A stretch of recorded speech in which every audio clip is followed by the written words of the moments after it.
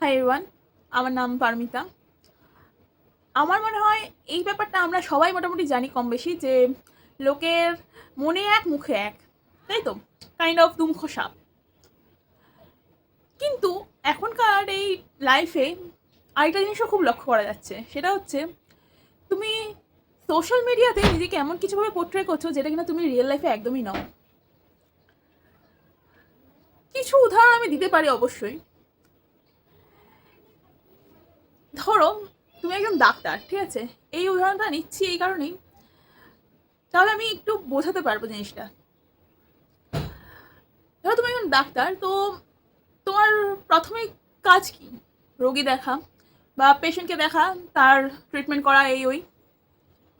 But যদি কিনা দেখা যায় যে তুমি সেটা না করে প্রথমে মন দিচ্ছ যে ভিডিও কি করে করব বা ভিডিও বানিয়ে কি করে আপলোড করব, obviously on social media itself, সেটা কি তোমার প্রাথমিক দায়িত্বের মধ্যে পড়ে?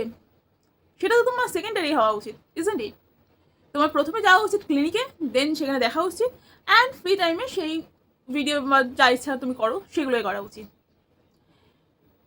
কিন্তু যখন কিনা, এটা আমার কথা নয়, এটা তার বাড়ির লোকেরই কথা, যে সে যখন মানে তার বাড়ির লোক যখন বলছে যে আজকে ও কিছু ভিডিও বানাবে, এই জন্য সে যায়নি ক্লিনিকে, তার মানে ভিডিও বানানোটা তার ফার্স্ট প্রায়োরিটি। তো সে ভিডিও কেন বানাচ্ছে? মানুষের কাছে পরিচিতি পাওয়ার জন্য, অবশ্যই। এরকমভাবে করতে করতে সে হয়তো বেশ ভালো একটা লেভেলে সে পরিচিতি পেয়েও গেছে। কিন্তু তারপর কি?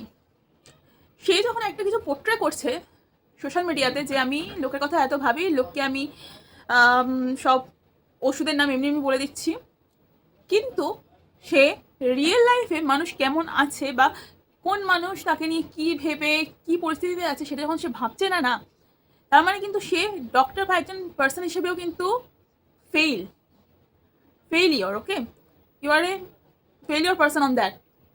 কারণ তুমি তোমার রিয়েল লাইফ ভাবছো, it's not the correct thing.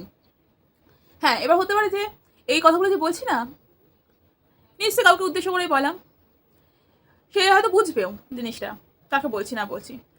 কিন্তু সমস্যাটা একটাই, যে এই জিনিসগুলো না মানুষের জানা উচিত। মানুষ ভাবে সে যখন একটা জিনিস দেখাচ্ছে সোশ্যাল মিডিয়াতে, সে কিন্তু রিয়েল লাইফেও ঠিক তেমনই, কিন্তু সেটা একদমই নয়। একদম ভুল চিন্তাভাবনা এটা। এটা হচ্ছে সব থেকে বাজে, সব থেকে হাস্যকর একটা জিনিস, এইটা বিশ্বাস করা যে সে যেটা দেখাচ্ছে সে রিয়েল লাইফে সেটাই। ঠিক আছে? সে কিন্তু রিয়েল লাইফে মানুষ কি ভাবছে, কার কিরম কষ্ট হচ্ছে সেটা একবারও ভাবে না। সে শুধুমাত্র নিজের কথা ভাবে, সেলফিশের মতো বিহেভ করে, অ্যান্ড অন্যকে সে কোন পরিস্থিতিতে রয়েছে সে পরিস্থিতি ছেড়ে চলে যায়। ঠিক আছে? কিন্তু এই কথাগুলো হয়তো অতটা মানুষের কাছে পৌঁছাবে না, আমার এই কথাগুলো, কারণ আমি তো অত ফেমাস নই, আমার অত ভিউজও আসে না। ঠিক আছে, যে লোকে জানবে, আমার কথা শুনবে, কিন্তু তার একটা পরিচিতি আছে। সে দুটো কথা যদি এমনিও বলে দেয়, সেটাতেও ভিউজ আসবে, মানুষ সেটাকেই মান্যতা দেবে অ্যান্ড গ্রহণ করবে, অ্যান্ড সেটাকেই সত্যি বলে মানবে, তাই না? সব কিছুর লাস্টে সে ভিডিওগুলোতে অ্যাটেনশন পাওয়ার জন্য বলে, তোমরাই বলো, আমার তো কেউ নেই, মা বলেছে আমাকে কেউ ভালোবাসে না, কাইন্ড অফ এরকম এই জিনিসপত্র লেখে, অ্যান্ড সেটার কমেন্ট সেকশনে আসে, না না ডাক্তারবাবু, আমরা আপনাকে ভীষণ ভালোবাসি, আপনার তো মেয়ের অভাব হবে না, এই ওই হ্যান ত্যান, অনেক কিছু আসে। ঠিক আছে? অ্যান্ড সে আবার সেগুলোকে রিপ্লাইও করে। মানে এই সব কিছুই বলা হচ্ছে তার শুধুমাত্র অ্যাটেনশন গ্র্যাব করার জন্য, লোকে অ্যাটেনশন পাবে সেই হিসেবে সে এই কথাগুলো বলে, সে কিন্তু নিজেও জানে।